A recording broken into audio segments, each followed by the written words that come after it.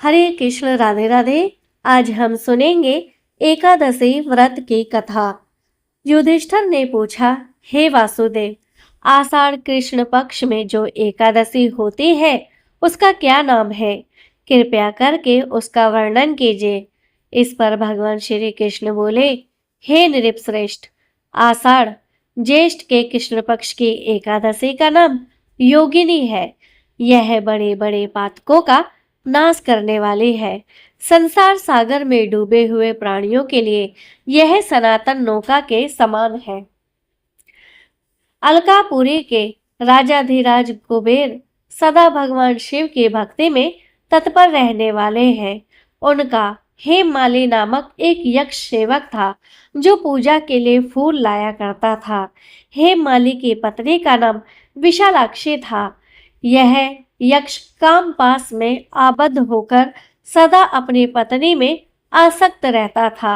एक दिन हेममाली मानसरोवर से फूल लाकर अपने घर में ही ठहर गया और पत्नी के प्रेम पास में खोया रह गया। अतः कुबेर के भवन में ना जा सका। इधर कुबेर मंदिर में बैठकर भगवान शिव का पूजन कर रहे थे। उन्होंने दोपहर तक फूल लाने की प्रतीक्षा की। जब पूजा का समय व्यतीत हो गया तो यक्षराज ने कुपित होकर सेवकों से कहा, यक्षों, दुरात्मा हेममाली क्यों नहीं आ रहा है? यक्षों ने कहा, हे राजन, वह तो पत्नी की कामना में आसक्त हो घर में ही रमण कर रहा है। यह सुनकर कुबेर क्रोध से भर गए और तुरंत ही हेममाली को बुलाया। वह आकर कुबेर के सामने खड़ा हो गया। उसे देखकर कुबेर बोले, ओ पापी, अरे दुष्ट, ओ दुराचारी, तूने भगवान की अवहेलना की है। अतः कोढ़ से युक्त और अपनी उस प्रियतमा से वियुक्त होकर इस स्थान से भ्रष्ट होकर अन्यत्र चला जा। कुबेर के ऐसा कहने पर वह उस स्थान से नीचे गिर गया। कोढ़ से सारा शरीर पीड़ित था, परंतु शिव पूजा के प्रभाव से उसकी स्मरण शक्ति लुप्त नहीं हुई। तदंतर वह पर्वतों में श्रेष्ठ मेरुगिरी के शिखर पर गया।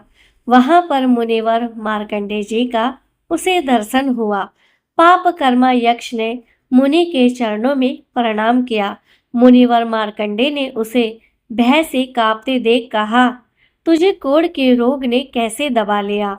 यक्ष बोला, मुनि, मैं कुबेर के अनुचर हेममाली हूँ।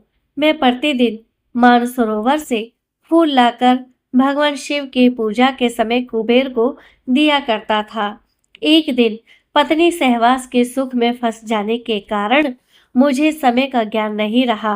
अतः राजधिराज कुबेर ने कुपित होकर मुझे यह श्राप दे दिया, जिससे मैं कोढ़ से आक्रांत होकर अपनी प्रियतमा से बिछड़ गया। मुनिश्रेष्ठ संतों का चित्त स्वभावत परोपकार में लगा रहता है। यह जानकर मुझ अपराधी को कर्तव्य का उपदेश दीजिए। मार्कंडेय जी ने कहा, तुमने यहाँ सच्ची बात कही है, इसलिए मैं तुम्हें करुणाप्रद व्रत का उपदेश करता हूँ। तुम आषाढ़ मास के कृष्ण पक्ष की जो एकादशी होती है वह योगिनी एकादशी के नाम से की जाती है। यह व्रत करो। इस व्रत के पुण्य से तुम्हारा कोढ़ निश्चय ही दूर हो जाएगा। भगवान श्री कृष्ण कहते हैं, हे राजन, मार्कंडेय जी के उपदेश से उसने योगिनी एकादशी का व्रत किया, जिससे उसके शरीर का सारा कोढ़ दूर हो गया। उस उत्तम व्रत का अनुष्ठान करने पर वह संपूर्ण सुखी हो गया। नृपश्रेष्ठ, यह योगिनी का व्रत ऐसा पुण्यशाली है कि 88,000 ब्राह्मणों को भोजन कराने से जो फल मिलता है वह फल योगिनी एकादशी का व्रत करने वाले मनुष्य को मिलता है। योगिनी महान पापों को शांत करने वाली और महान पुण्य फल देने वाली है। इस महात्म्य को पढ़ने और सुनने से मनुष्य सब पापों से मुक्त हो जाता है।